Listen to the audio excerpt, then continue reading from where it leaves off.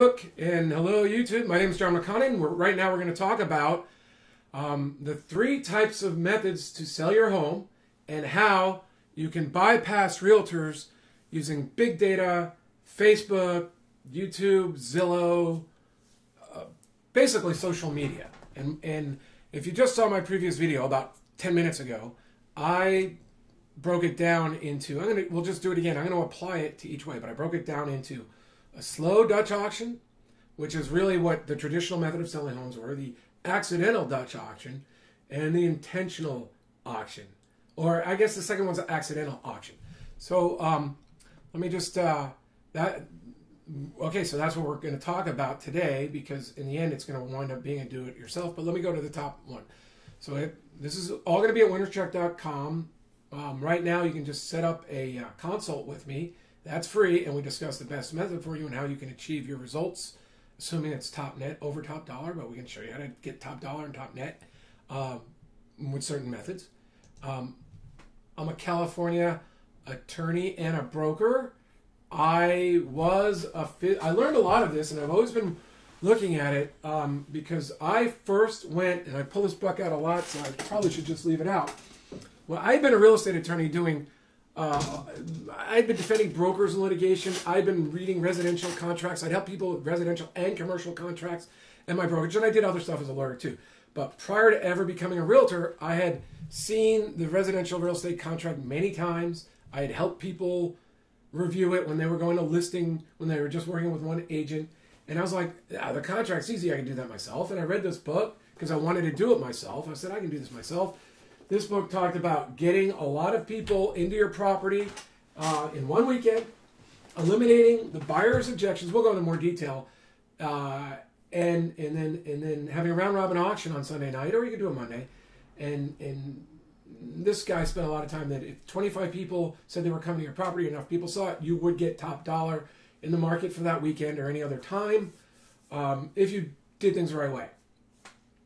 And I did all that. And I had a massive amount of people. I even spent money. I spent $75 to have a sign installed in temporary bar of the post and made a sign. I put out open house signs all over the neighborhood. I brought in tons of people. And the only thing I was missing, because I eventually, so that's type 1. And then type 2, I eventually brought an agent in who told me, don't worry, I will get you those numbers that you were talking about with buyers when they had the contracts out. They said they were going to pay, but never produced an offer. He goes, I'll get you that number as your net. I'll just come in here. I will market to a stronger pool of buyers. I will create a sense of scarcity. We'll tell everyone you're not reviewing any contracts until Monday.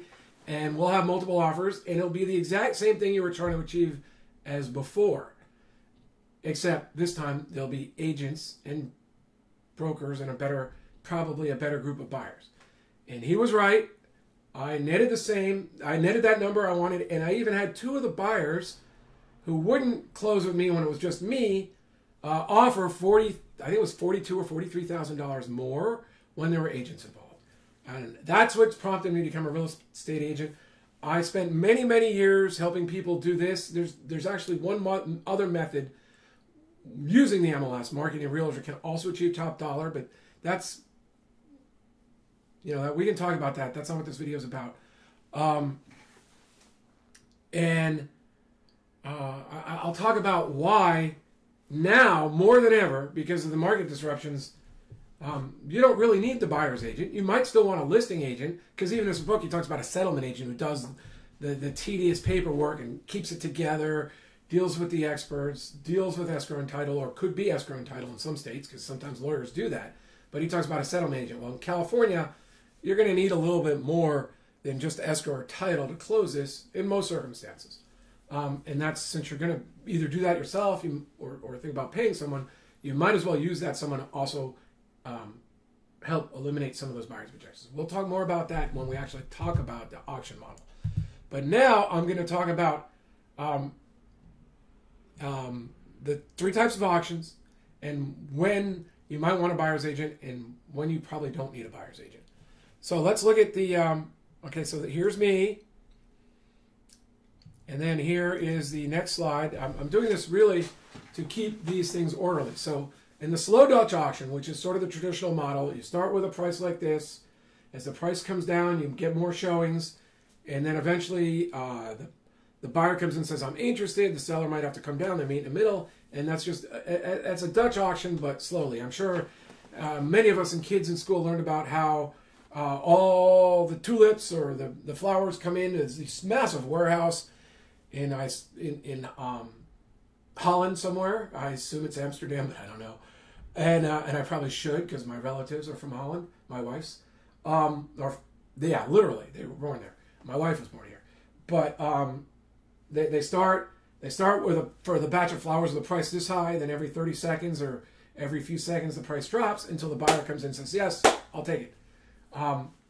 In home selling, you need that buyer, you need the seller, and the seller drops the price until the buyer says, I'm interested, and then they arrive at a number. So it's like a modified slow Dutch auction. Now, in those cases, you may or may not need a buyer's agent.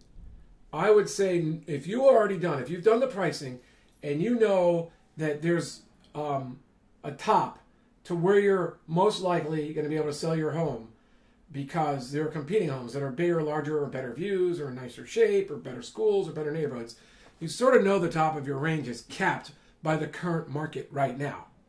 And you can always wait. That's one of the other things. People put their price up for sale, and then the market slowly rises normally, and eventually there are prices in the proper range, and the process starts.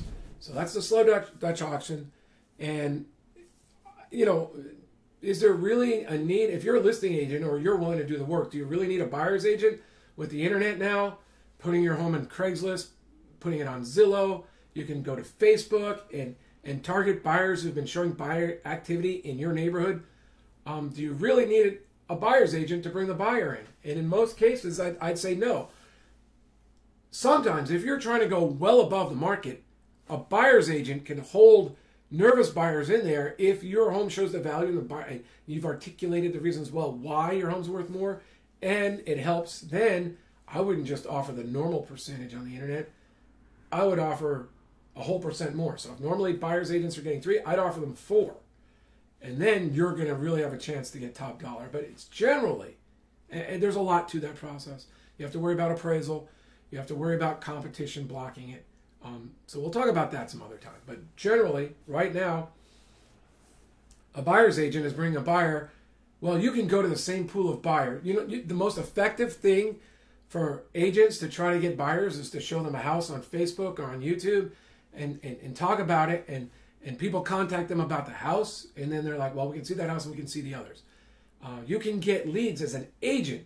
You can get leads for $1 to $3 in many markets using that method. If you go on the internet and you talk about digital marketing or Facebook marketing, you're going to see that's the number one way to talk to agents. And even the do-it-yourself digital marketers say this is the method for getting the leads the cheapest. Well, you already own that house, so you don't need it. If you're willing to spend a little money, or your listing agents want to spend a little money, you don't need a buyer's agent to bring those buyers. If you want to comfort the buyer, it doesn't need to be the buyer's agent. Many times, buyers are willing to go right to the listing agent. It is my thesis.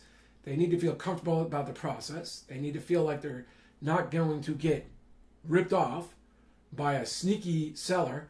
And sometimes they're like, I haven't had time to figure out this whole process. I need guidance.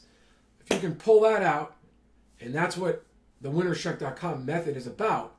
If you can pull that out, you have a choice of intentional A or intentional B auction. But before we get there, let's talk about the accidental Dutch auction and how it applies. The accidental Dutch auction is where you pick a price, you put it on the net, and you get multiple offers right away. Now, in that method, it probably is important that your listing agent is skilled, and can explain to the buyer's agent exactly what they need to know so they can communicate to the buyers that, yes, there's a reason to hang in there.